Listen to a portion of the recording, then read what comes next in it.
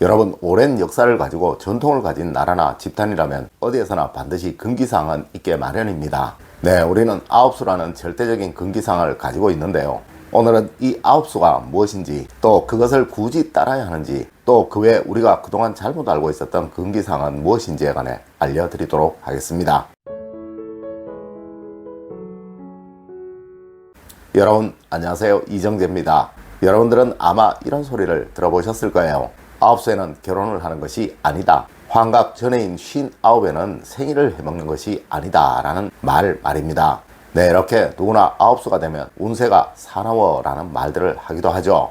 여러분, 이것 말고도 문지방을 밟으면 안 된다느니, 또 삼재에는 생일날에도 미역국을 먹으면 안 된다느니 하는 말들이 많이 하여지고 있으며, 누구는 이것을 미신이라고 하며, 또 누구는 이를 겁내고도 또 꺼리고도 있습니다. 자, 오늘은 이 모든 이야기들이 왜 생겼는지, 그리고 이것이 굳이 지켜져야 하는 것인지에 관해 한번 알아보도록 하겠습니다. 첫 번째로, 여러분, 아홉수에는 결혼을 하면 안 된다라는 말입니다. 여러분, 세상 어느 나라이든 또 어느 문명이든 숫자를 사용하는 곳이라면 반드시 그곳에는 일정한 숫자에 대한 터부를 가지고 있습니다. 물론 영어 문화권인 서양에서는 13이라는 숫자를 가장 싫어하며, 또 한자 문화권인 동양에서는 4라는 숫자를 가장 싫어하고 또 꺼려하죠. 네, 아마 여러분들은 13일의 금요일이라는 이야기를 다들 들어보셨을 것이며, 또 이것이 영화로 제작되기도 하였죠. 여러분, 이 13이라는 숫자는 서양에서 예수의 죽음과 관련이 있기에 배신과 불행의 숫자로 여겨지고 있는 것입니다. 네, 예수와 12명의 제자, 즉 13명에 대한 이야기이며, 예수님의 12번째 제자였던 유다가 예수님을 은 30냥에 팔아먹었다고 하여 이 마지막 숫자 13이라는 숫자를 아주 터부시하는 거예요. 그리고 여러분, 같은 동양 문화권인 중국에서는 이 숫자 9를 아주 길한 숫자로 여깁니다. 네, 중국의 최대 명절인 중량절이 9와 9가 합쳐진 9월 9일이에요. 그리고 그들은 아주 길한 일에 항상 9라는 숫자를 사용하죠. 그런데 왜 우리는 이 9라는 숫자를 조심하고 항상 경계를 해야 하는 숫자다라고 이야기를 하고 있는 것일까요? 네, 이는 숫자 중에 완전한 숫자가 3인데 이 3이라는 숫자가 3번 더하여진 숫자이기에 완벽이 모인 숫자라고 하기에 그러하며, 이 9 다음으로 오는 10이라는 숫자가 모든 것이 이루어진 후에 허망한 숫자다라고 말하여지기에 그러하다고 하는데, 네, 사실은 이 말은 우리 사주학에서 유래를 한 말입니다. 여러분, 우리 사주학에서는 10년을 주기로 대운이 바뀌고 변하는데, 이 마지막 9번째가 행이었던 불행이었던 그 끝이 되기에 다음으로 오는 대운이 좋아지도록 하기 위해서 좋은 것도 참고 최대한 자수해야 한다라는 의미로 이러한 말이 나왔다라고 하는 것이 정설입니다. 그런데 여러분, 꼭 알아야 할 것이 사람마다 운이 바뀌는 시기가 다 다르다는 것이죠. 네, 당연히 누구는 2살 주기로 조심을 해야 하며, 또 누구는 4살 주기로, 또 누구는 7살 주기로 조심을 해야 하지만, 이것이 일본식 점수락이 우리나라에 들어오면서 이렇게 주먹구구식으로 바뀌어 버린 거예요. 네, 마치 무슨 띠와 무슨 띠는 결혼을 하면 안 된다라는 식으로 말하여지는 것처럼 말입니다. 맞습니다. 이 아홉수는 사실 아무런 의미가 없는 말인 거예요. 여러분, 바둑에서도 최고의 단수는 9단이며, 과거 우리 조상님들도 99칸의 집을 지으면 최고의 부자라고 여겼었다는 것이죠. 네, 사실 이 9이라는 숫자는 동양학이든 사주학이든 풍수학이든 어디에서든 좋은 숫자입니다. 여러분, 저도 29살에 결혼을 하였습니다. 네, 이젠 절대 이런 허망한 이야기에 여러분의 고귀한 시간을 낭비하지 않으시기를 부탁드립니다. 두 번째, 여러분, 윤달에는 묘사를 보면 안 된다라고 말을 하죠. 네, 여러분, 결론부터 먼저 말씀을 드리면 이것은 반드시 지키는 것이 좋다는 것이며, 또 가능한 지키시려고 노력을 하셔야 한다는 거예요. 여러분, 하지만 윤년에는 뭘 하면 안 된다라고 이야기하는 것은 엉터리입니다. 네, 이제 그 이유를 알려드리도록 할게요. 예를 들어 부모님의 묘지를 이장하거나 또 손을 대고 나면 반드시 다음 해 그날에는 제사를 지내야 하는 것이 원칙입니다. 하지만 이 윤달은 3년이 지나야 들어오고 그 달 역시 모두 틀리죠. 네, 같은 달에 윤달이 들어오는 경우는 정말 기약이 없는 것입니다.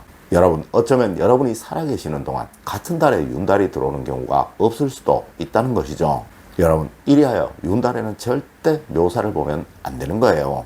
또 간혹 윤달에 태어난 아기는 좋지 않다라고 이야기도 하죠. 네, 이 말은 전혀 의미 없는 틀린 말이에요.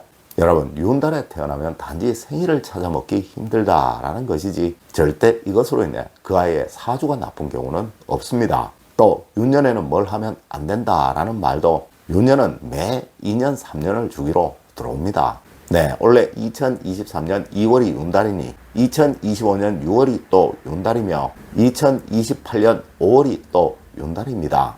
여러분, 이렇게 주기적으로 이 윤년은 돌아오는 것이라 이것에는 아무런 의미가 없다는 점 꼭 명심하시길 부탁드립니다. 세 번째로 삼재에는 생일상을 차리면 안 된다라고 말을 합니다. 여러분, 삼재는 원래 사문의 원리에서 만들어진 말이에요. 네, 누구이든 좋습니다 라고 말씀을 드리면 돈을 쓰지 않기에 엉터리 무속인들이 나쁩니다 라는 말로 만들어낸 말이라는 것이죠. 물론 이 삼재가 아무런 의미도 없는 것이라는 것을 제가 예전 영상에서 여러분에게 알려드렸었죠. 네, 이제 이런 엉터리 말에 현혹되지 마세요. 여러분, 여러분의 삶은 때론 좋은 일도 있고 또 때론 나쁜 일도 있는 것이 당연한 거예요. 괜히 여기에 삼재라는 말을 끼워 넣으니 여러분이 내가 삼재라서 이런 일이 생겼나 라고 생각을 하시는 것입니다. 여러분, 꼭 명심하세요. 이 삼재는 매년 대한민국 사람의 3분의 1이 해당하는 거예요. 네 번째로, 여러분, 엘리베이터는 4층이 없습니다. 아마 여러분들 중에 엘리베이터에서 4층이라는 숫자를 보신 분은 없으실 거예요. 네, 그리고 동양의 호텔에서 역시 방 호수에 4자가 들어가는 것을 지극히 꺼립니다. 여러분, 이는 해음 현상이라고 하는 것입니다. 맞습니다. 특히 한자 문화권에서 이러한 일들이 많은데요. 이는 숫자의 4자와 죽을 4자가 발음이 같기에 이 숫자를 피하는 것입니다. 네, 사실 중국에서 9라는 숫자를 유독 좋아하는 이유 역시 이 숫자 9와 영원하다는 의미의 오렐 구자가 발음이 같기에 그러한 거예요. 다섯 번째로, 여러분, 문지방을 밟으면 복이 나간다 라고 말을 하죠. 아마 여러분들은 어리실 적 문지방에 걸터 앉으셨다가 또 문지방을 밟으셨다가 혼나셨던 분들 많으실 거예요. 네, 물론 여기에도 여러 가지 설과 이야기가 있습니다.